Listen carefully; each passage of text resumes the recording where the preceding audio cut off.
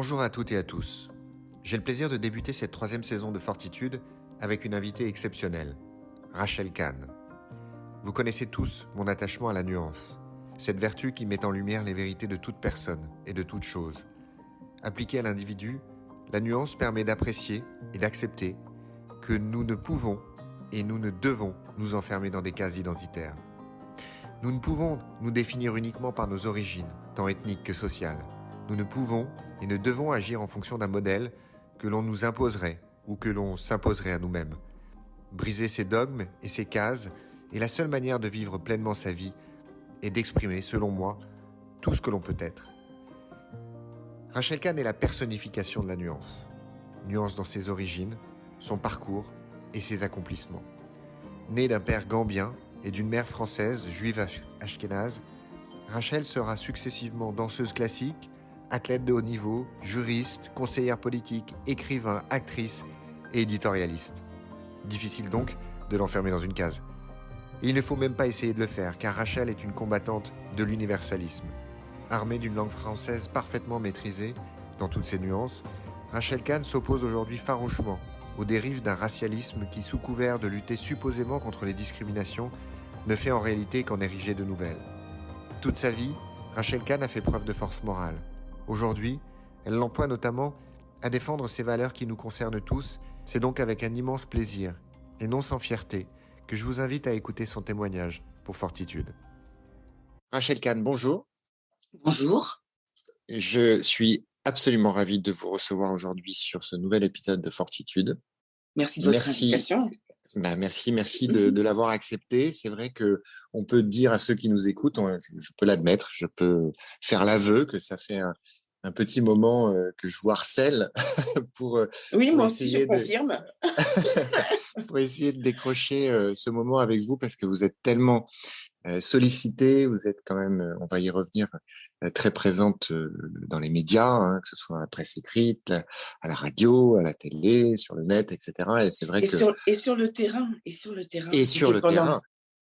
Bien évidemment, je souhaiterais qu'on commence par vous présenter. C'est vrai qu'aujourd'hui, si vous me permettez cette présentation un peu triviale, mais on vous connaît de plus en plus. Enfin, en tout cas, effectivement, on vous voit dans les médias de plus en plus, on vous voit sur le terrain, mais il est probable que certains des auditeurs de Fortitude ne vous connaissent pas. Mm-hmm. Alors, je vais vous présenter, mais c'est surtout vous qui allez vous présenter. Vous êtes, si je fais une présentation chronologique, vous êtes athlète, juriste, actrice et auteur. Oui, c'est ça. C'est ça. Voilà, vous êtes multifacette, multiprofil, multi-activité. C'est d'ailleurs ce qui m'a beaucoup intéressé chez vous. On va y revenir aussi.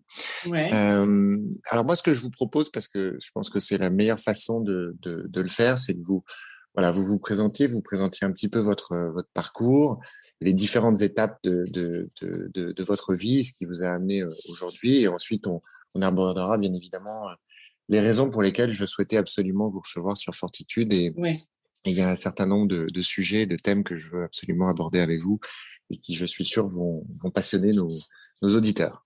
Bon, écoutez, j'espère. Alors, c'est toujours extrêmement compliqué de se résumer ou de se raconter. Et puis surtout, au fil de son odyssée, de son récit, de se connaître soi-même au fond. Moi, j'ai du mal en fait à me mettre dans une case à chaque fois, c'est vrai. Je crois qu'on a peut-être oublié éditorialiste dans la présentation, parce que notamment dans les médias, c'est aussi mon travail de poser un regard sur l'actualité. Alors, pour reprendre tout depuis le début, moi, je suis née donc le 25 janvier 1976 à Tours, d'une maman juive polonaise et d'un papa sénégambien. Et puis, en fait, j'ai commencé mon parcours par la danse classique. J'ai fait plus de 10 ans de danse classique et je crois que c'est ce qui m'a aussi structurée dans le travail et dans l'exigence, et puis peut-être dans cet amour de la création, de l'art et de la scène. Ça a commencé comme ça, et puis très vite, c'est vrai que j'ai fait Alors ça, c'est ma prof de sport, ma prof de PS. C'est vrai que l'éducation nationale, et on a quand même des profs en France assez remarquables, qui m'a poussée en fait à faire du sprint, puisque dans la cour d'école, quand on faisait les séances de sport, je battais les garçons. Et elle a fait un petit peu comme vous, c'est-à-dire que pendant 3 ans, pendant 3 ans, elle m'a Harcelé, vous pouvez le dire. harcelée J'assume. pour que, pour que je puisse voilà, m'inscrire notamment en UNSS, donc c'est les championnats qui sont scolaires, et puis que j'aille en club, etc. Et puis à un moment donné, vers 14-15 ans, c'est vrai que j'ai passé le cap. Et puis très vite, je suis allée au niveau national et international, donc j'ai été championne de France en sprint, pour avoir ensuite un parcours plus axé sur le saut, notamment le triple saut. Et puis des entraînements à l'INSEP où j'ai rencontré voilà, pas mal de personnes avec lesquelles je suis toujours en lien aujourd'hui. C'est vrai qu'hier soir, je dînais encore avec Nadia, je ne sais pas si vous vous rappelez de Nadia la chanteuse. On s'entraînait ensemble, on était championne de France le même jour, elle sur 800 mètres et moi sur 60 mètres. Voilà. Ensuite, ensuite, je me suis plongée à fond dans mes études et dans le même mouvement, j'ai eu mon premier enfant, donc j'avais 20 ans. Donc il a voilà, 26 ans aujourd'hui. Et dans les études de droit, et notamment de droit public. Et là, je me suis éclatée, en fait, véritablement. J'ai compris ce qu'était euh, la richesse de notre droit, nos fondamentaux, nos droits et nos devoirs.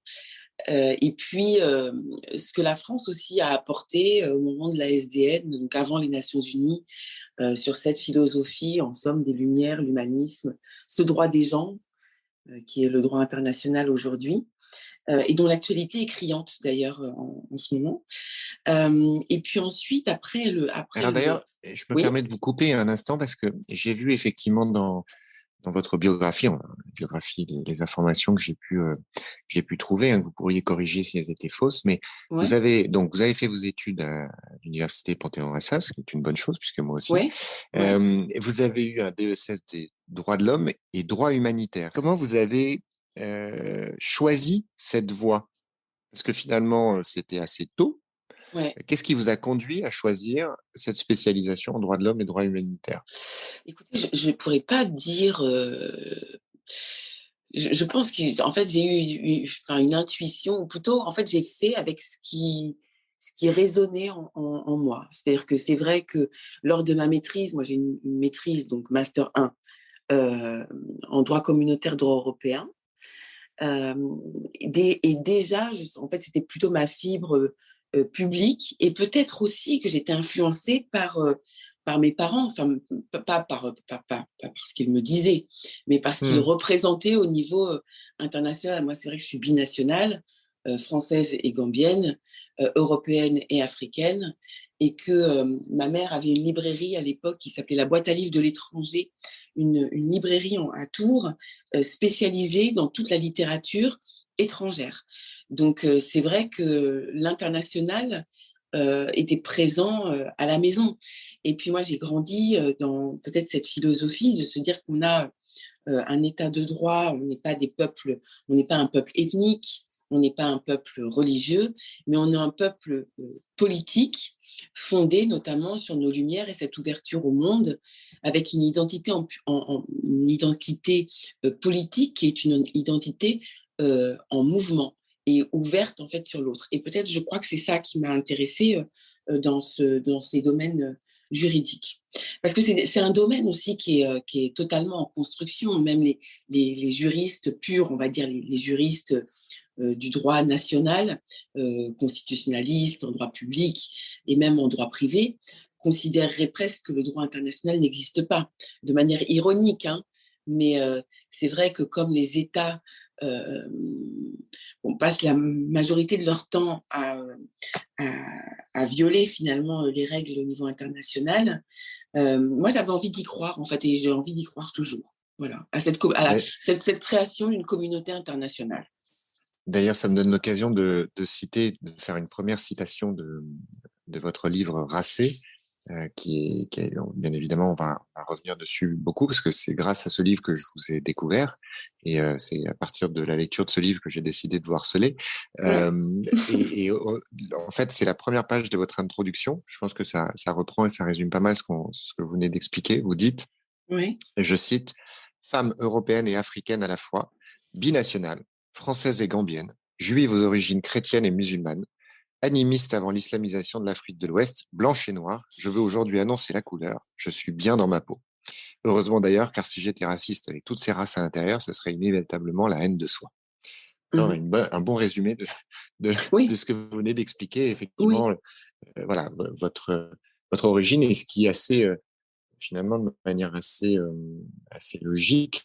Enfin, en tout cas, moi, je comprends bien en vous écoutant comment vous avez pu arriver finalement assez naturellement à cet intérêt, à cette curiosité pour les droits de l'homme et le droit international. Oui, c'est-à-dire Effectivement. comment des États avec des traditions différentes, des cultures différentes, une histoire différente, une histoire aussi parfois complètement dissonante, réussissent à créer des conventions ou des chartes au niveau international ensemble, se mettre autour d'une table pour pouvoir créer quelque chose en commun qui fait du droit. Voilà, ça me passionne.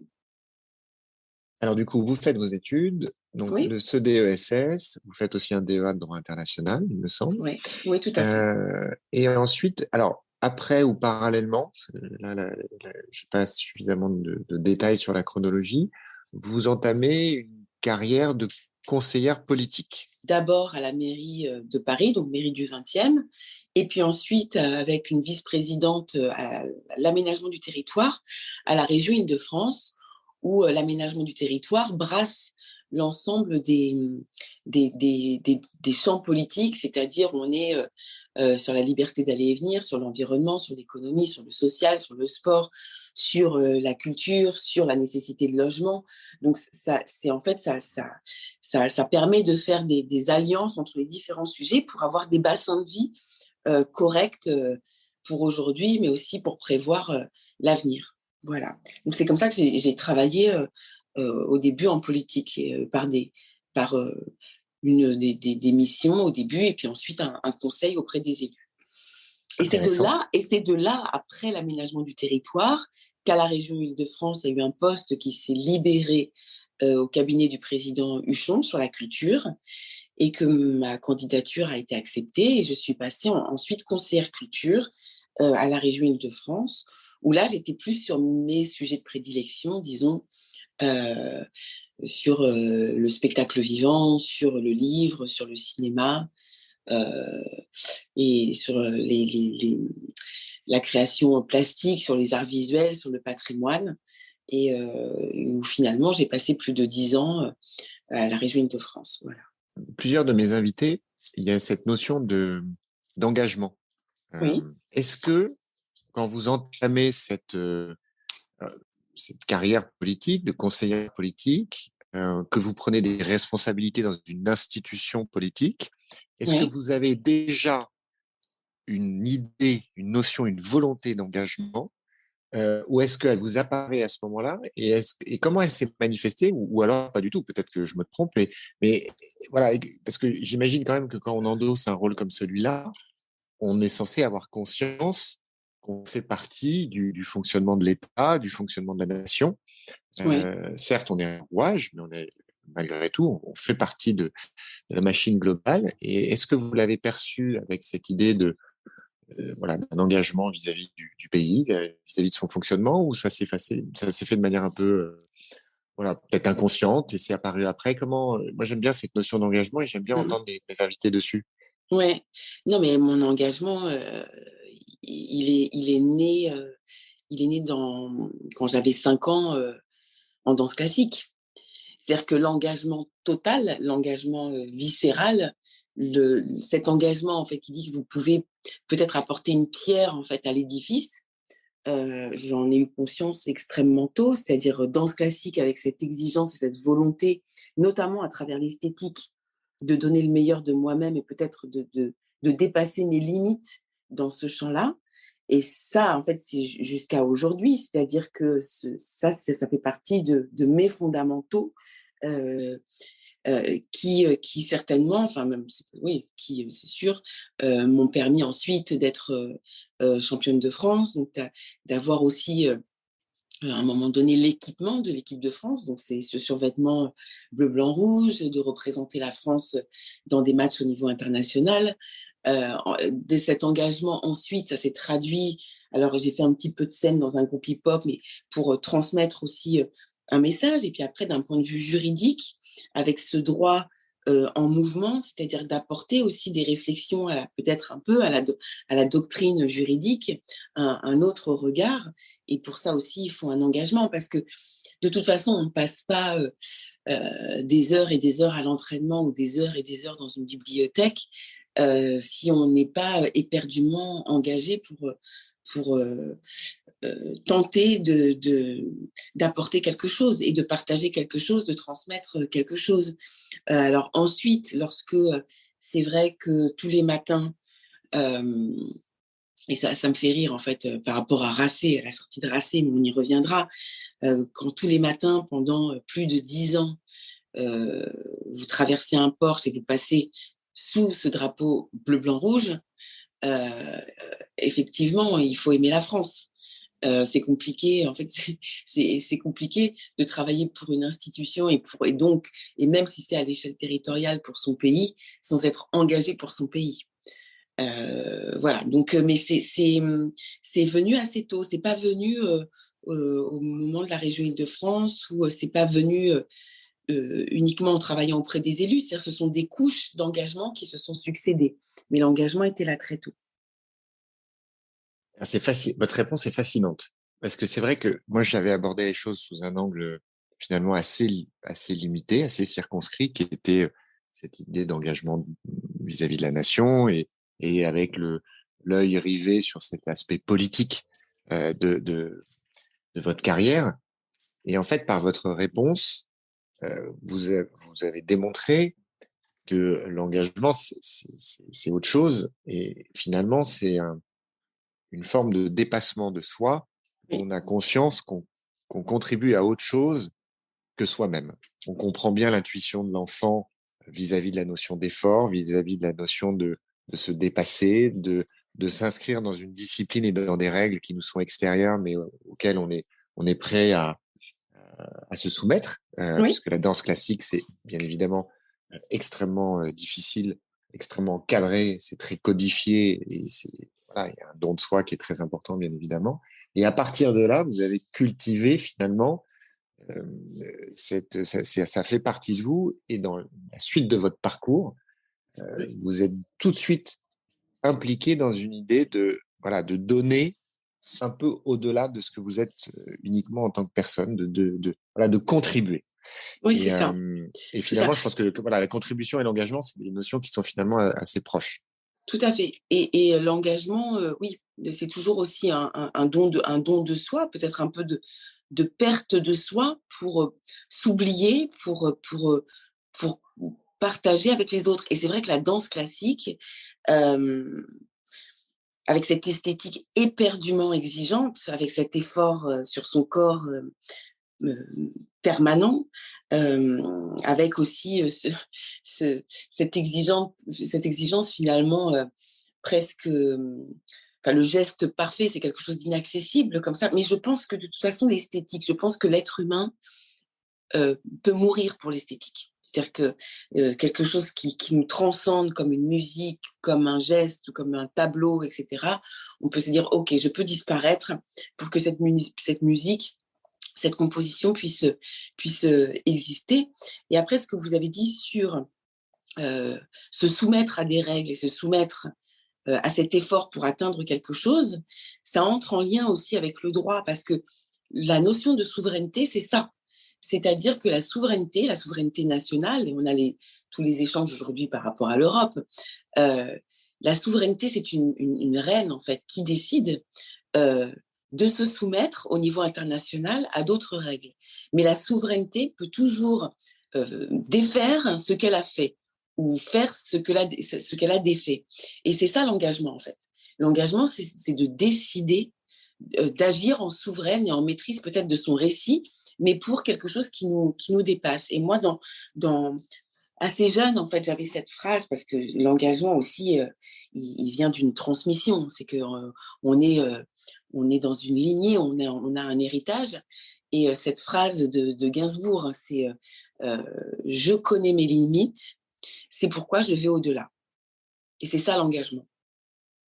C'est d'aller toujours au-delà de ses limites. Et moi, c'est vraiment ma phrase maîtresse lorsque je suis embarquée dans quelque chose. C'est vrai que j'y vais toujours à fond, sinon je ne suis pas satisfaite. Si je vais dans un projet et je n'en tire pas une autre partie de moi-même, donc je ne dépasse pas mes limites, ce n'est pas vraiment intéressant. C'est amusant parce que j'avais prévu je prépare bien évidemment toujours un peu mes entretiens. Et forcément, il y avait une étape dans notre entretien où j'allais expliquer pourquoi je souhaitais vous recevoir pour Fortitude, qui est donc le podcast qui parle de force morale. On parle de valeurs, de certaines valeurs, et notamment, parmi les valeurs que je mentionne, il y a le dépassement de soi, le fait d'avoir conscience qu'on peut et presque on doit dépasser ses limites, ou en tout cas les limites qu'on se fixe.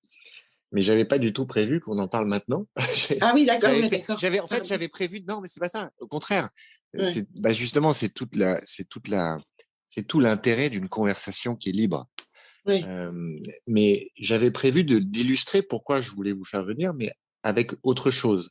Et finalement, vous m'avez donné une autre manière d'expliquer pourquoi c'était intéressant de vous recevoir. Et tout ce que vous venez d'expliquer là, sur ce dépassement, sur le fait d'accepter une prise de risque liée au fait de dépasser certaines limites, Oui. on est dans le cœur du sujet. Et on est d'autant plus dans le cœur du sujet. Et pourquoi je voulais revenir sur cette notion d'engagement, c'est que moi, je trouve qu'aujourd'hui, cette idée d'engagement est extrêmement importante. Il faut en parler, il faut en débattre, et il faut la mettre en avant. Aussi bien auprès des plus jeunes générations. Moi, j'ai 3 enfants, et bien évidemment, je me pose la question de la manière dont on se doit de les éduquer, et je dois les amener dans le monde de la meilleure manière possible. Et il y a bien évidemment cette, cette volonté chez mon épouse et moi-même d'instiller cette idée d'engagement, de don de soi, de dépassement de soi, mais aussi pour des générations, enfin, voilà, plus âgées, où on se rend compte, vous savez, on parle souvent de la crise de la quarantaine, etc. Il y a un certain nombre de névroses qui se développent à partir de 30, de 40, de 50 ans. Et quand on parle avec les gens autour de nous, on se rend compte que à un moment ou à un autre, il y a un réveil sur la quête de sens. En fait, qu'est-ce que je fais du quotidien au-delà de ce que le quotidien m'impose, le travail, etc., les activités, les obligations, mais qu'est-ce que je fais de supérieur? Oui, c'est ça. Qu'est-ce que je donne? Quel est mon engagement? Et donc, voilà, c'est formidable qu'on ait tout de suite abordé et puis et de manière non préméditée cette idée-là, et en plus, je trouve que votre parcours, et les combats que vous menez aujourd'hui, sur lesquels on va revenir, illustrent aussi cette idée d'engagement, mais illustrent, et ça va être la transition que je vais prendre, c'est que il y a cette idée d'importance de l'individu, dans le sens où l'individu reste maître de ses actions, doit rester maître de ses actions, et a un rôle fondamental pour la collectivité à partir du moment où il n'oublie pas qu'il est un individu et qu'il a justement la maîtrise de son existence et qu'il peut faire plein de choses de son existence et qu'il doit faire plein de choses de son existence. Parce que ça, c'est aussi un sujet qui m'est cher. Et pourquoi je parle de ça maintenant? Parce que c'est vrai que là, on parlait de votre carrière de conseillère politique. On allait basculer dans une autre étape qui était celle de votre carrière d'actrice. Et finalement, petit à petit, et je vais vous redonner la parole bien évidemment, mais petit à petit, on se rend compte que vous êtes fixé assez peu de limites. Et en tout cas, ce qui est sûr, c'est que vous êtes enfermé dans aucune case. Faire du droit, conseillère politique, ok, bon, tout ça est assez, je caricature, administratif. Puis alors là, on bascule et on tombe dans l'art, et d'abord dans ce métier d'acteur. Alors, dites-nous comment vous en êtes arrivé là, comment ça s'est passé, comment vous l'avez vécu, et Enfin, ceci dit, c'est pas terminé, mais voilà, comment Oui, vous l'avez oui. embrassé? Oui, oui. Bah, de toute façon, je suis désolée de, de répondre un peu toujours la même chose, mais c'est que moi, j'ai été marquée par la scène et par le jeu et par euh, les différents rôles qu'on pouvait embrasser lorsque j'étais petite, lorsque j'étais toujours dans ces cours de danse classique avec des spectacles euh, où à chaque fois c'était et Gisèle et le lac des cygnes et des choses comme ça. C'est vrai que j'avais ce goût de la scène. Et puis même chez moi à la maison, c'est vrai que ma mère, donc j'avais un surnom, hein, mais vous rigolez pas, c'était juste qu'elle m'appelait Sarah Bernard parce que voilà, j'imitais, à la maison, je me déguisais, je faisais des imitations, je faisais des petites scénettes, etc. Et donc j'avais moi cet amour du jeu. Et c'est surtout que ça se conjuguait parfaitement avec le métier de ma mère, avec aussi le métier de mon père qui était professeur d'anglais à l'université, donc des lettres. Euh, et, et voilà, d'apprendre des textes. Et ça a commencé petite. Et c'est vrai après que c'est arrivé lorsque j'étais à la région de France, où j'ai commencé à travailler avec des producteurs et des agents, et que j'ai rencontré Dominique Besnéard, et qu'en en fait, il a vu ça en moi. Et c'est comme ça que j'y suis allée, en passant un premier casting qui a fonctionné. Euh, mais c'était aussi dans le jeu, me fondre dans la pensée d'un auteur, d'un réalisateur, et de toujours, une nouvelle fois, de s'engager dans un rôle pour finalement être l'autre en soi, euh, découvrir une autre partie de soi-même, avec un autre récit, avec une autre histoire. Et puis après, je crois aussi que ce sont les rôles qui vous choisissent, c'est pas vous qui choisissez des rôles. Donc il y a des rôles aussi qui vous reviennent à chaque fois et qui permettent aussi de comprendre un peu mieux l'existence.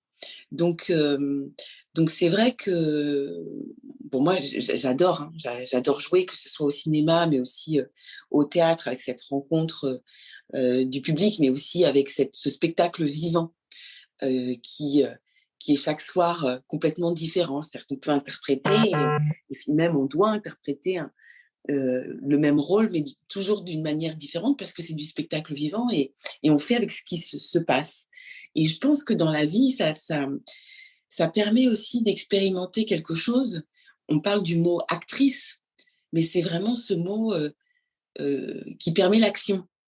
Et finalement, quand on aborde différentes histoires, alors ça peut être des histoires passées, mais aussi présentes, mais que vous êtes boulangère, avocate, médecin ou même SDF, ça permet aussi de comprendre évidemment de soi, mais de comprendre cet autre en soi et les autres que l'on doit accompagner dans une vie plus citoyenne. Du coup, je reviens un peu en arrière Oui. parce que je fais un lien avec votre expérience de danse classique et votre expérience d'actrice parce que euh, finalement, vous avez été confronté. L'idée, c'est quand même de parler de fortitude et de force morale. Oui. Euh, Quand on vous écoute, on a l'impression que tout ça a été très simple pour vous, que Mhm. tout ça a été très facile et que voilà, j'ai fait le championnat de France, j'ai commencé la politique, j'ai fait mes études de droit, etc. Donc ça pousse à l'inspiration, mais c'est vrai que quand on s'intéresse de plus près à votre vie et à votre parcours, on se rend compte que ça n'a pas été simple Mhm. et que vous avez dû livrer un certain nombre de combats et que bah, justement vous avez fait preuve de force morale. Et j'ai lu, je ne sais pas si c'est vrai, je suis toujours très très prudent Mhm. sur ce que je lis de ça, c'est la déformation professionnelle, Bah oui. mais j'ai lu que vous aviez été contrainte d'abandonner la danse classique à cause de votre Mhm. couleur de peau. Et ben, pourquoi je reviens là-dessus? Parce que pour moi, j'ai identifié ça dans votre parcours, dans votre chronologie, dans votre biographie, comme peut-être voilà, une première épreuve, vu la passion que vous aviez pour la danse classique, une première épreuve assez rude quand même. Oui. Alors, je ne sais pas si c'était une première épreuve. Le truc, c'est que quand on est dans l'engagement et la volonté de se dépasser, la volonté de faire les choses correctement, euh, c'est extrêmement compliqué d'un point de vue mental de se dire que ça a été difficile et que c'est difficile et que c'est extrêmement difficile parce que justement, parce que si je commence à réfléchir comme ça, euh, euh, je vais mettre plus d'énergie à regarder les obstacles qu'à être sur ma ligne du dépassement. C'est pour ça que, et effectivement, on me le dit souvent, oui, mais tu racontes ça comme si c'était facile, etc. En fait, je raconte ça tel que mentalement, je peux le transmettre pour permettre à toutes les générations d'être sur un chemin avec un seul objectif dans la tête et de ne pas forcément regarder et les blessures et les souffrances. Euh, Surtout, moi, dans ma famille, où il y a eu des blessures et des souffrances et des silences. Je rappelle que, et je le dis souvent, que ma maman est née en 1940, donc c'était une enfant cachée, euh, et que mon père est né dans un territoire entre le Sénégal et la Gambie où il n'y avait rien, enfin pas d'eau, pas d'électricité. Moi, je vais encore souvent voir mes tantes pas très loin. Et je me dis que mon père est né au XVIe siècle pour arriver jusqu'au XXe siècle en Europe. C'est une réalité quand il n'y a rien comme ça. Donc, après, c'est compliqué lorsque on a pas mal de clés en Europe, on a pas mal de billes, de se dire que voilà, c'était difficile. Oui, c'était difficile comme c'est difficile comme tout le monde. Après, c'est vrai que là, le résumé est peut-être un petit peu simple, mais que en tant que métisse, moi, je fais partie de la première génération de métissage en France. Enfin, et là, je dis de métissage entre l'Europe et l'Afrique. Je ne parle pas des créoles et tout qui étaient là, même français, bien avant l'Alsace et la Lorraine. Mais en tant que petite fille métisse née dans les années 70, c'est vrai que j'étais la seule en cours de danse classique et que la prof de danse n'osait pas, ou en tout cas n'osait pas me donner des rôles phares parce que j'avais cette couleur de peau, et c'est vrai. Mais à l'époque, c'était... oui, ça fait mal parce que quand vous travaillez, que vous prenez des cours en plus, que vous avez les pieds en sang, etc., et que vous n'avez pas... Vous avez des jolis rôles, mais que vous n'avez jamais le rôle et que votre prof de danse vous dit c'est pas mal si tu vas faire de la danse contemporaine, comme on le dit à beaucoup de danseuses et de danseurs, c'est un peu rude. Mais à cette époque-là, je m'y suis pas attardée en fait, parce que j'avais derrière ma prof de PS qui me disait non mais vas-y, il faut faire de l'athlétisme et tout ça. Donc c'est comment dire, est-ce que c'était vraiment un abandon? Parce que vous avez utilisé ce mot-là. Euh, je crois que j'ai bifurqué sur mon chemin du corps, en tout cas, et de mon mental, pour aller vers l'athlétisme, qui est aussi une autre forme de spectacle, hein, où l'esthétique est aussi présente, où le public est là, où vous vous préparez de la même manière. Alors, oui, ça a été difficile, et même peut-être qu'on y reviendra, même à Assas, ça a été difficile, où je bossais comme une malade 16 heures par jour, et les commentaires d'arrêt et les trucs, et qu'il y avait certains profs qui me mettaient des notes catastrophiques, et je sais aujourd'hui que je ne les méritais pas. Mais à la fin, quand on dit oui, quand on est femme, noire, machin, il faut travailler plus, au bout du bout, vous avez travaillé plus. Et ça, personne ne peut vous le voler. C'est-à-dire qu'aujourd'hui, euh, je sais que j'ai ce bagage-là parce que j'ai dû travailler plus. Voilà, donc à la fin, tous les efforts et les efforts rendent plus forts, donc et les épreuves rendent plus fortes. Et ça, c'est un bagage que qu'on peut pas vous enlever. Donc oui, c'est difficile d'un côté, mais d'un autre côté, ça vous permet une nouvelle fois de vous révéler un peu plus à vous-même. C'était la réponse parfaite. Merci. Parce que justement, on parle beaucoup sur Fortitude de l'importance de l'adversité. Là Oui, où je vous rejoins, c'est que, bien évidemment, il y a des adversités qu'on aimerait ne pas subir, et d'ailleurs qu'on ne choisit pas. Il y en a bien parfois sûr. qu'on choisit. Mais l'idée, c'est ce que vous expliquez au début de votre propos, c'est de ne pas s'arrêter sur l'adversité, de ne pas se figer, Non, de continuer à agir et d'avoir conscience cette adversité qu'on subit à un instant T, on peut capitaliser dessus et en créer effectivement une force, un bagage pour l'avenir. Et alors du coup, je reboucle par rapport à votre métier d'acteur, d'actrice, pardon, puisque là, pour le coup, je pense que c'est assez objectif. Vous avez été confronté à une autre difficulté par rapport au rôle qui vous était, certains des rôles qui vous étaient proposés, Mhm. c'était que justement, on voulait vous mettre dans une case, Oui, exactement. ce qui va vous conduire notamment à participer à l'ouvrage collectif qui est sorti en 2018, Noir n'est pas mon métier. Mhm. Alors, est-ce que vous pouvez nous en parler? Oui, tout à euh, fait. Tout à fait. Parce qu'effectivement, on n'est pas tout. Alors, on est effectivement sur le même sujet qui est la question, au fond, du racisme.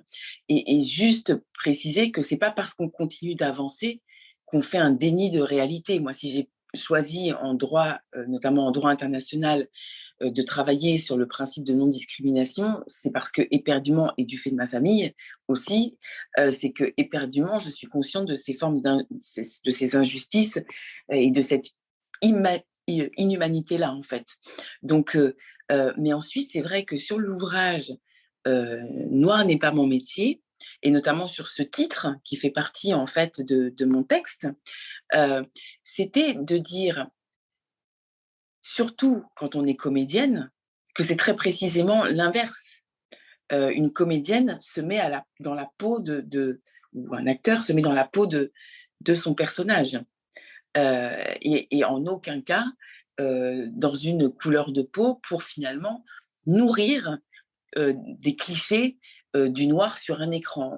Ça a été déjà un peu enfin, ça faisait partie de la propagande de la SS, hein, le cinéma, hein, de créer finalement le rôle du juif qui était un financier ou qui avait des diamants et qui avait un grand nez et qui était bossu. Et donc ça a participé en fait à cette propagande haineuse dont on connaît ensuite le, le, le dénouement délétère.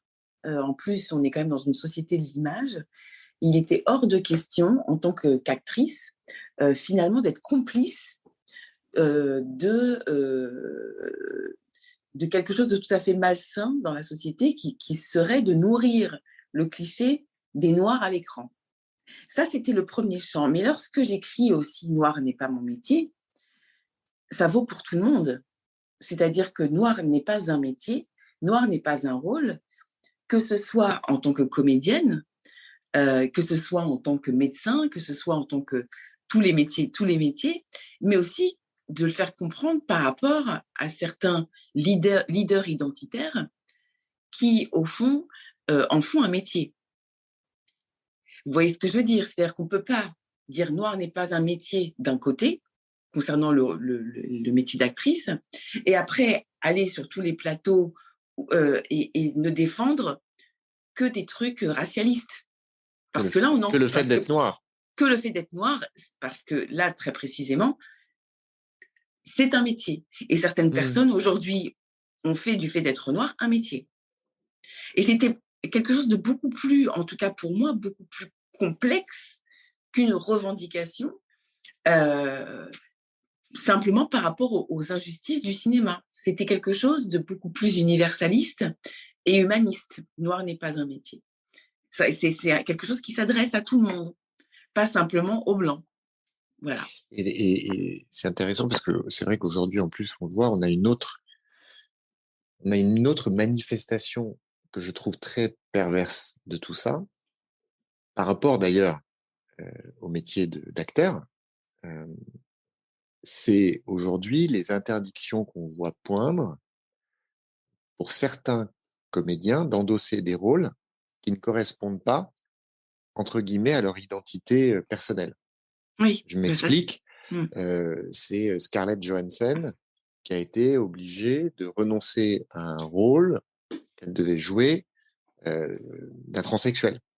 oui, Parce que certains se sont élevés contre l'idée que du coup, elle piquait le rôle à un vrai transsexuel. C'est toute l'idée que vous venez d'expliquer, c'est le mécanisme de case oui, identitaire auquel on doit absolument respecter et qui finalement renie le concept même du jeu d'acteur, du jeu de comédien, du jeu de rôle.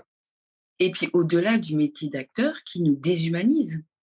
Oui, oui. Parce que l'humain, enfin c'est Gérard de Nerval qui disait je suis un autre.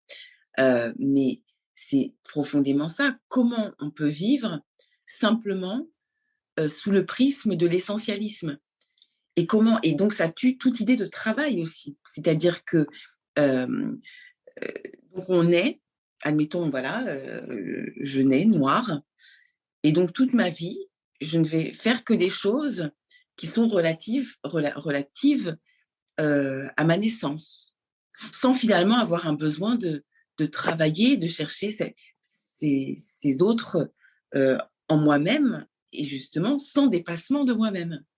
Je reste dans cette case, et finalement dans une case qui ne fait que avec le regard de l'autre, sans prendre en considération mon morcellement, mes pensées contradictoires, mes doutes, mes interrogations, mes peines, mes souffrances, etc. Euh, qui peuvent être des souffrances aux antipodes finalement des idées reçues sur ma couleur de peau. Et c'est catastrophique, enfin, pour la grandeur de nos humanités, nous rétrécir à ce point-là, c'est nous déshumaniser profondément. Donc, comme je l'expliquais tout à l'heure, je vous ai découvert, désolé, peut-être un peu tardivement, vous m'en voudrez pas, mais quand effectivement Racé est sorti en 2021. Je vais reprendre votre livre et expliquer le coup de foudre. Parce que ça a été un coup de foudre. D'où le harcèlement après. Ah oui, oui. J'ai sorti Fortitude le premier épisode de Fortitude est sorti en février 2021. Ça faisait déjà quelques mois que je travaillais dessus. Et pendant longtemps, ceux qui m'écoutent régulièrement le savent, ils ont déjà entendu cette histoire, mais pendant un certain temps, je me suis posé la question du nom que j'allais donner au podcast. Et j'avais une hésitation entre Fortitude d'une part et Nuance d'autre part. Parce que nuance, la notion de nuance, l'idée de nuance est extrêmement importante pour moi, et on comprend bien au vu de tout ce qu'on s'est déjà dit tous les deux depuis qu'on a commencé notre entretien, même si on n'a jamais utilisé le mot nuance, il sous-tend beaucoup de ce qu'on s'est dit. Et quand j'ai écrit le pitch, le teaser de Fortitude, il y a un passage qui dit la chose suivante: Fortitude parle de l'individu avec un grand I, celui qui est unique et tout en nuances, que l'on ne peut et l'on ne doit enfermer dans aucune case, race, sexe, religion, classe sociale. Celui qui est face à lui-même quand vient le moment de décider, de se lancer. Celui qui se définit par ses choix, ses actions, sa façon d'être avec lui-même et avec les autres. Voilà ce que j'ai écrit. Et quand je découvre votre livre, qui donc sort en mars, ça c'est le juriste qui établit la chronologie pour ne pas être accusé de plagiat. À la fin du livre, vous écrivez la chose suivante. Vous écrivez: l'injonction à se définir par des origines, un nom, une religion, une couleur de peau, un identifiant, un mot de passe, un numéro de matricule, une carte, passeport biométrique, devient sclérosante.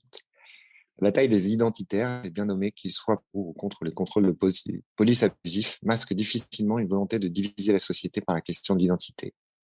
Faciès versus papier. La notion même formate autant qu'elle déguise. L'identité dit tout et tous et son contraire. Je saute un passage. Les communautarismes utilisent les deux aspects de la notion en effaçant l'individualité, nos signatures, au nom de l'identité. Pour les identitaires, fidèles aux pires périodes de l'histoire, toute singularité qui s'exprime en tant que telle est une trahison à l'unité de groupe. Et alors pourquoi je dis que ça a été un coup de foudre, c'est que quand j'ai lu votre Racé et j'ai découvert votre parcours, je me suis dit, on est vraiment dans la même longueur d'onde. C'est-à-dire que, bien sûr, aujourd'hui, l'idée n'est pas de lutter ou de renier l'importance du groupe, l'importance de la collectivité, l'importance d'être à plusieurs. C'est pas ça l'idée. Mais l'idée, c'est de ne pas oublier qu'on fait partie d'un groupe où on interagit socialement, que chaque individu a sa singularité et a son importance, et qu'on est tous responsables de ce qu'on est, de ce qu'on fait, et que le groupe ne peut pas conduire à l'effacement de l'individu, et certainement pas au fait de le définir par rapport à des critères faussement objectifs. Mm. Et du coup, ce rapprochement sur la notion de nuance a provoqué une partie du coup de foudre. Et puis surtout, Racé a fait couler beaucoup d'encre, on en a beaucoup parlé. Ça a été voilà un livre qui a été couronné de nombreux prix d'ailleurs. Mhm. Euh, des prix. Vous avez eu le prix de la laïcité sur ce livre, Mhm. c'est ça? Mhm. Oui. Vous avez eu le prix du. Alors c'est pas roman, c'est récit politique. Attendez, Le corrigez-moi. prix du livre politique. Voilà, du livre politique. Bref, donc Ouais. tout ça pour dire que on a beaucoup entendu parler de vous à l'époque. Du coup, je me suis intéressé à vos combats et je me suis dit, bah voilà quelqu'un qui va un peu à contre-courant aujourd'hui. Et pour ça, vous êtes là encore une expression euh, remarquable de force morale. Parce qu'aujourd'hui, c'est pas simple de mener le combat que vous menez, la manière dont vous le menez. Donc voilà, je voulais vous dire que vous étiez tout à fait admirable. Racé, bien évidemment, c'est vous qui allez expliquer l'objectif de ce livre, comment vous l'avez pensé, ce que vous y racontez, et je reviendrai dessus parce que je trouve extrêmement intéressant l'approche que vous avez du langage Mhm. et de l'importance du langage aujourd'hui. Alors, le langage a toujours été important, mais aujourd'hui, par rapport au combat auquel on fait référence, Bien sûr. l'importance des mots, Ouais. l'importance du silence. Voilà, il y a beaucoup de choses à évoquer, mais voilà, je voulais que vous expliquiez l'origine de Racé.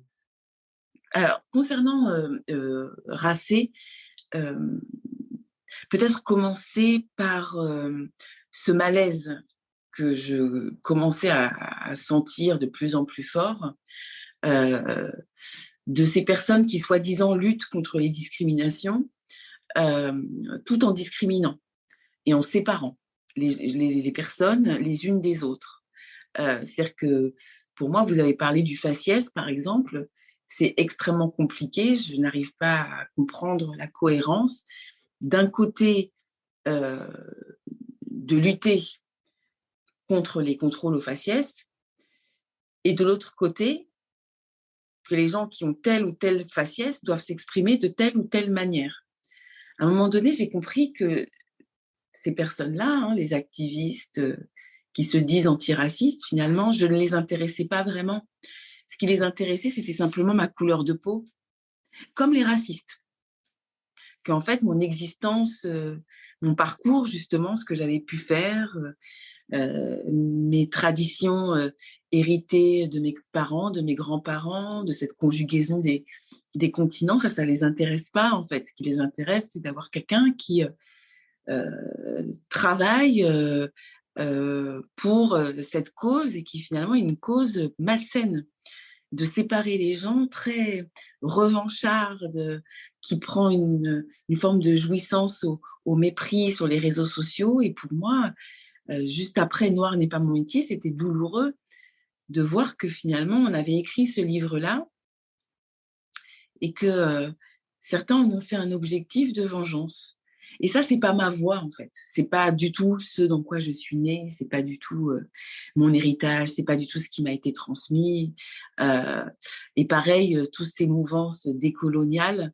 Je trouve que par rapport à ma famille, notamment au Sénégal, en Gambie, puis mon papa de cœur qui était Manu Dibango, c'est très irrévérencieux de se dire décolonial, alors qu'il y a des personnes qui ont vécu la décolonisation et les indépendances et qui ont travaillé pour être des personnes et faire grandir le monde avec leur talent, que ce soit mon père à la fac de droit, à la fac, ou bien à la fac d'anglais, ou que ce soit un grand artiste comme Manu Dibango avec son saxophone, qui a lui ouvert des portes contre les replis et contre le racisme et l'antisémitisme. Et donc, en fait, moi, j'ai pris la plume pour, à un moment donné, me poser face à ma pensée et face à mon parcours. Et c'est difficile aujourd'hui de faire ça. C'est-à-dire que euh, c'est peut-être presque plus difficile que les épreuves qu'on peut avoir dans sa vie, d'arriver à se poser avec qu'est-ce que l'on pense vraiment.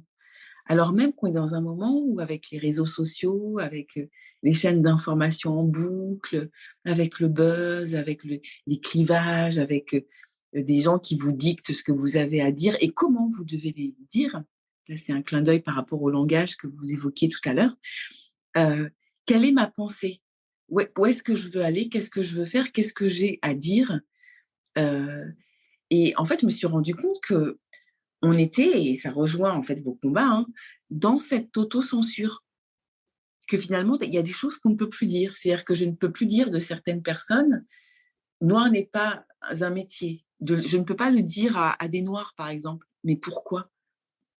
Alors même qu'on est tous égaux. C'est-à-dire, noir n'est pas un métier, je peux le dire à des blancs comme je peux le dire à des noirs.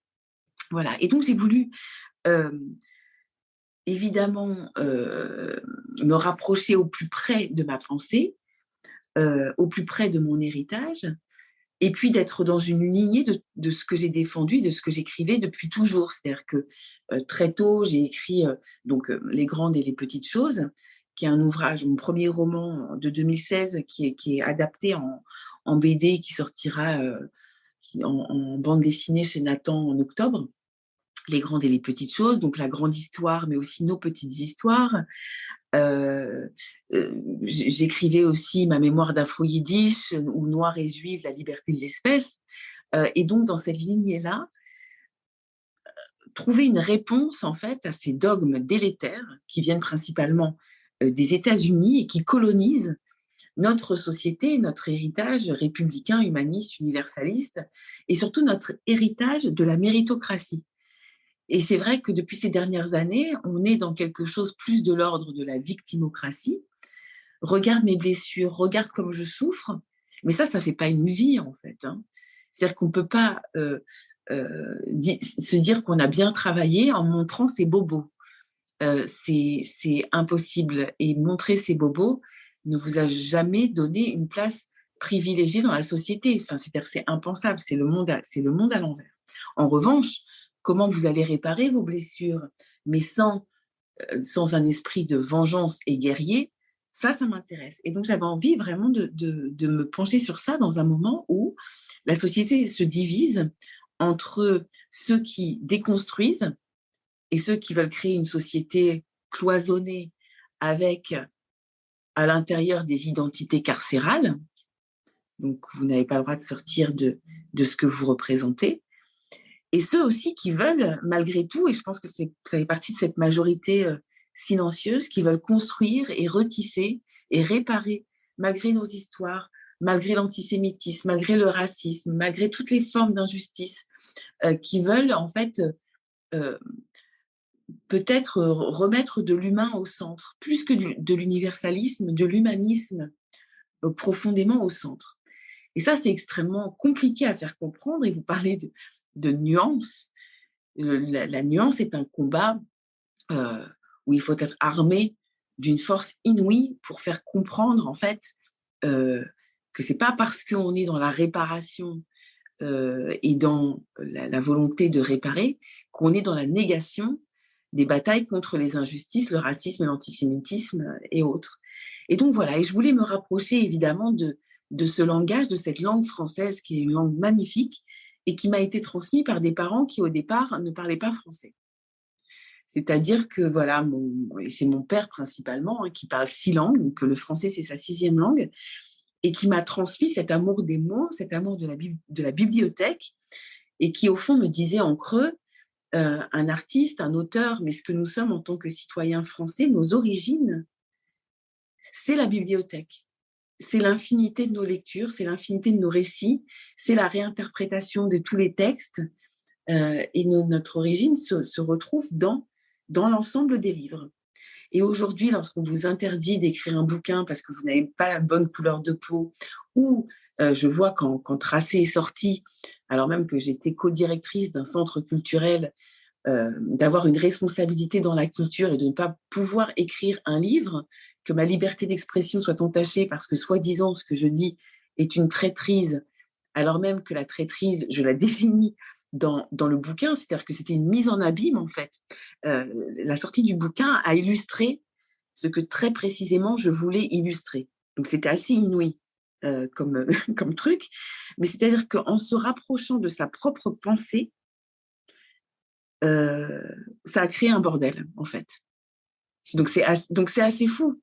C'est-à-dire que si vous voulez être dans le pas de vaguisme, qui est un danger international, ne pas faire de bruit, ne pas faire de vagues, euh, avoir un genou à terre ou dire aux hommes blancs de plus de 50 ans, mettez un genou à terre, ou si j'avais écrit juste ta mère la pute, ça aurait fait moins de vagues que quelque chose qui est profondément dans nos fondamentaux, dans notre constitution et qui revient aussi au texte de la Déclaration universelle des droits de l'homme, etc. C'est-à-dire que moi, je n'ai pas inventé la poudre, en fait. Je m'inscris dans un héritage.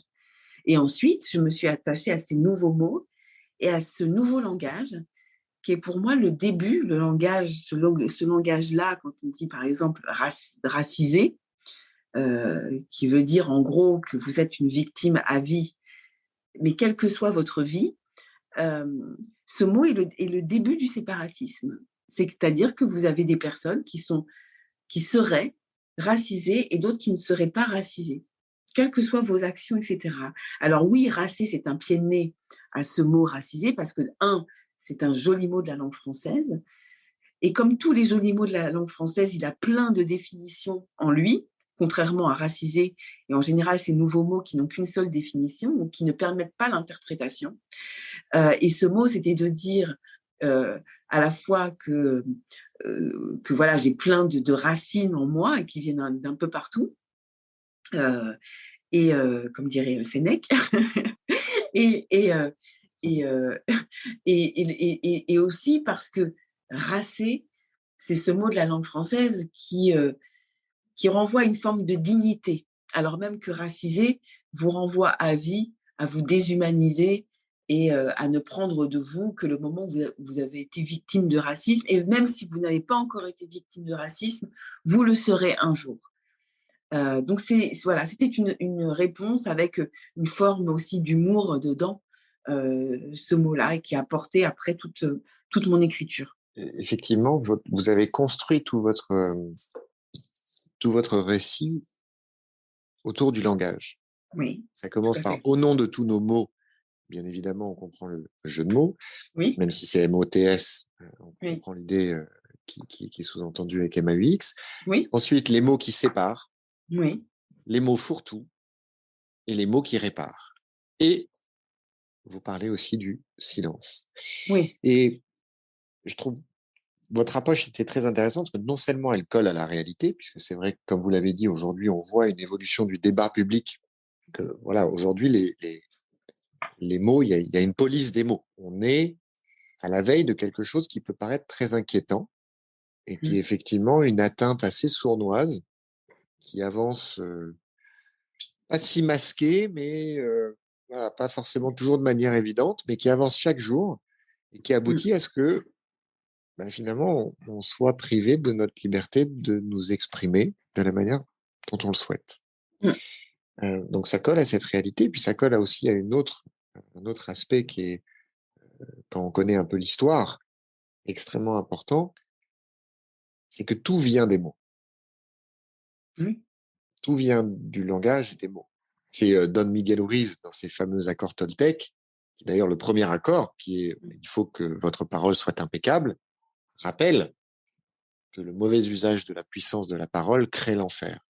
oui, bien sûr. Donc, et c'est pas un combat qui est anodin. Et je trouve que le fait de le mettre sur le, le, le socle du langage, le combat que vous menez, en le plaçant sur le socle du langage, vous avez vraiment tiré dans le mille parce que c'est vrai que c'est par le langage, par l'atteinte à la liberté d'expression, que potentiellement peut arriver le drame. Bien sûr. Et, et donc, dans votre texte, effectivement, vous reprenez tous ces mots que, alors, d'une certaine manière, je dirais malheureusement, on s'y est presque habitué. Hein. Oui, oui. Il y a des mots aujourd'hui qui... Alors moi, il y en a que j'ai découvert. Je n'avais jamais entendu parler de sous-chien, qui est le premier terme dans votre chapitre sur les mots qui séparent, Oui. C'est un des plus violents. qui est vraiment violent. Et Oui, d'ailleurs, voilà, ça m'a fini un peu la nausée. oui, Et j'étais d'autant plus mal à l'aise paradoxalement, que je ne l'avais jamais entendu. Ah Je me oui, suis oui. dit, oh là, Ouais, je ne dois pas être vigilant, je n'ai pas dû faire attention, mais c'est ouais. assez effrayant. Est-ce que vous pouvez nous en dire un mot parce que Oui, j'imagine que je ne suis pas le seul à le découvrir aujourd'hui. oui, oui. Bah, en fait, la sous-chien, en plus, ça met en exergue quelque chose, c'est-à-dire cette espèce de dialogue entre on va dire, je ne sais même plus comment exprimer les choses, entre l'extrême droite et l'extrême gauche. C'est-à-dire que tout était parti, à l'époque, je crois que c'était au Front National, où il était question des Français de souche.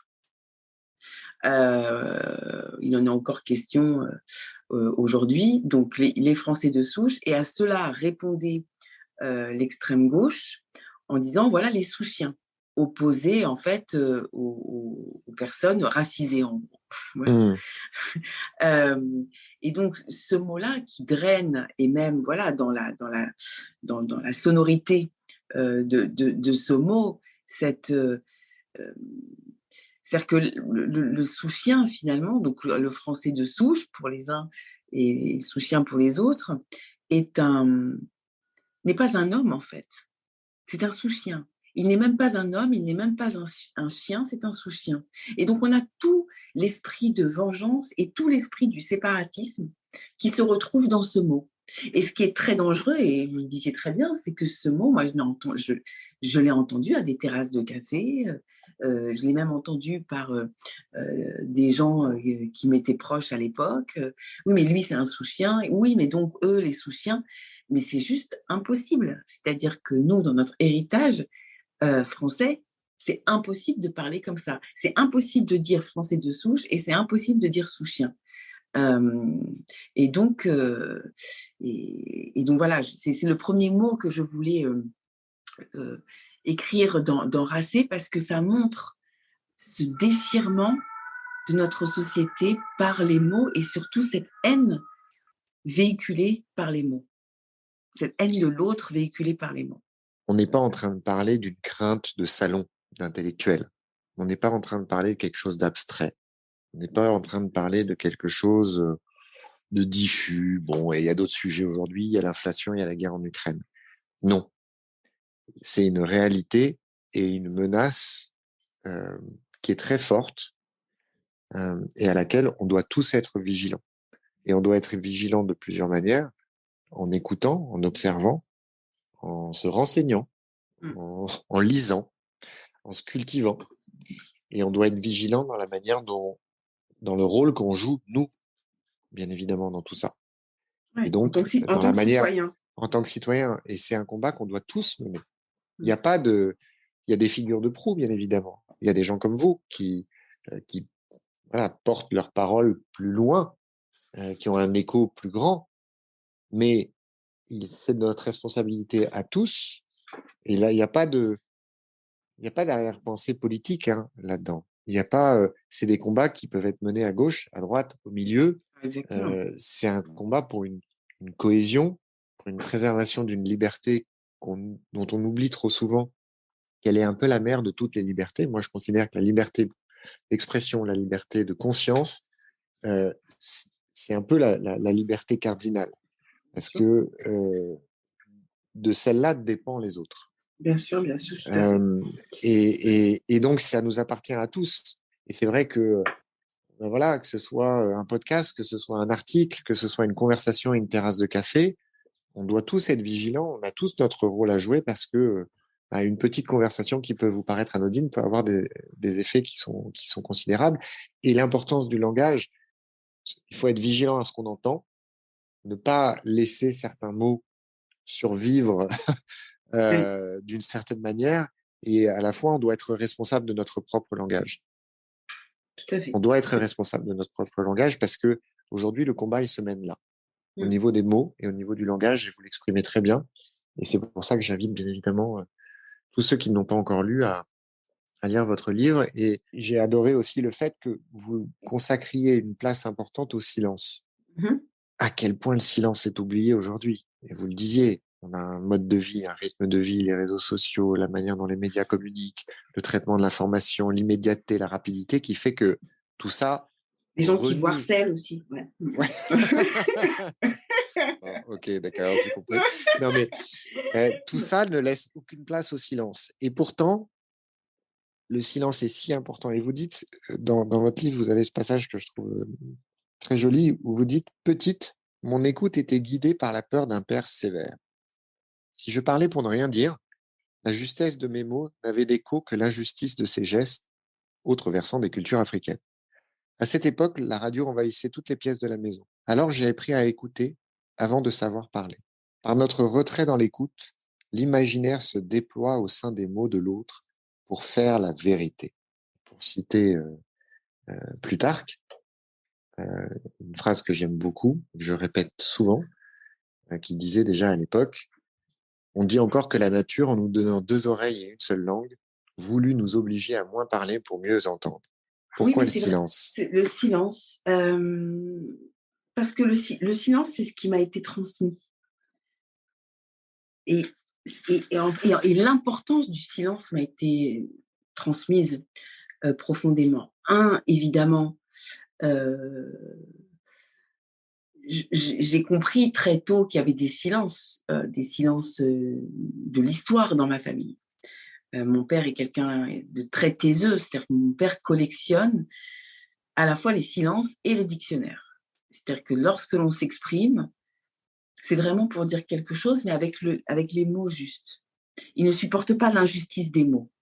Donc ça m'a été transmis parce qu'il aime cette langue française éperdument.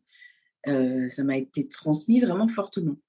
Et puis de l'autre côté, il y a ces silences d'une histoire irracontable, des camps de concentration. Moi, j'ai eu la chance de connaître mes grands-parents qui sont revenus des camps, de ma mère cachée. C'est compliqué lorsqu'on est parent euh, de dire à ses enfants, tu sais, moi j'étais à terre et moi j'ai été cachée. Et moi j'étais comme justement un animal dans des camps. Enfin, j'ai vécu quelque chose qui est irracontable. Donc en fait, c'était des silences. Mais un autre silence aussi, c'était nos existences avec mon frère et moi. C'est ce silence d'être en vie, finalement, et d'être. On parlait des actes tout à l'heure. Parfois, il n'y a pas besoin, en fait, d'avoir des mots, juste des actes. Et nous, on était là avec mon frère à écouter, parfois à écouter ces silences et puis à écouter la radio. Parce que c'est vrai que, bon, en Afrique, c'était beaucoup la radio. Et la radio s'est retrouvée à la maison. À tel point que j'étais handicapée au début. Hein. C'est vrai qu'on a parlé du travail de comédienne, mais au début, je n'arrivais pas à parler. J'étais dans un silence. C'est-à-dire qu'on me demandait, parfois même en réunion à la région Île-de-France, de faire un tour de table ou de prendre la parole. J'étais obligée d'écrire sur mon papier à côté de moi, je m'appelle Rachel Kahn. À tel point, en fait, tellement j'étais terrorisée par la prise de parole et de ne pas pouvoir transmettre ce que véritablement j'avais à transmettre et d'une manière juste. Et puis aujourd'hui, avec évidemment les réseaux sociaux et puis cette, entre guillemets, libération de la parole, le lapsus, euh, libération de la parole, euh, on en fait comme un espèce d'étendard et en fait, on permet la libération de la parole sans protéger la liberté d'expression. C'est ça qui me choque le plus, en fait. C'est-à-dire qu'on devrait être dans une case pour libérer la parole, pour dénoncer, pour crier, pour clasher, pour buzzer, etc. Mais lorsqu'on est dans une liberté d'expression un peu travaillée, liberté d'expression profonde, d'expression de l'être avec vraiment sa vibration euh, presque entière, donc se rapprocher de son propre langage, ce qui est vraiment un tour de force, et bien là, ça n'est pas permis. Et c'est vrai que pour permettre l'écoute et pour permettre finalement que l'autre ne soit pas dans une case, c'est-à-dire dans l'a priori que votre œil fait de l'autre, eh ben, il faut écouter. Moi, je me suis retrouvée sur un plateau de télé un jour face à quelqu'un d'extrême droite et qui me disait, oui, mais vous êtes comme ci, vous êtes comme ça, etc. Et je lui dis, vous savez, votre problème, c'est que vous me regardez, mais vous ne m'entendez pas. Et aujourd'hui, personne n'entend plus personne. En tout cas, j'ai le sentiment que la liberté d'expression est aussi entachée parce qu'on ne laisse pas place au silence. Pour conclure, forcément, je vous interroge sur mon tableau. Que vous inspire mon fameux tableau, Memento Mori, qui est ce tableau qui est censé représenter une vie de 80 années, chaque case représentant une semaine. Oui. Voilà. Qu'est-ce qui vous inspire? Il m'inspire l'infinité, hein. Il m'inspire l'infini, même s'il y en a 80. Il m'inspire l'infiniment petit, mais aussi l'infiniment grand. Et je pense qu'une vie, c'est ça. Ça peut être toujours une petite vie, mais qui peut être aussi infiniment grande. Et puis, il y a dedans une mise en abîme et 1000 possibilités, parce que dans chaque petite case, il peut se passer 1 milliard de choses. Donc, ça m'inspire les possibles. Parfait. Eh bien, merci. Merci beaucoup. Rachel Kahn, merci infiniment pour justement votre temps, d'avoir Merci encore beaucoup. une fois accepté mon invitation, de m'avoir dénoncé auprès des services de police pour harcèlement. Oui. J'étais vraiment ravi d'échanger avec vous et Moi aussi. je suis sûr que voilà, les auditeurs de Fortitude, ceux qui vous ont découvert vont aller plus loin, vont acheter votre livre. Je vais bien évidemment mettre toutes les références dans les informations de l'épisode. Ouais. Pour qu'ils puissent vous découvrir vos écrits et puis découvrir votre engagement. Merci pour ce que vous faites et merci pour votre engagement. Et puis j'espère à très bientôt. Et merci beaucoup de votre invitation. Et si ça peut permettre de donner quelques clés, de partager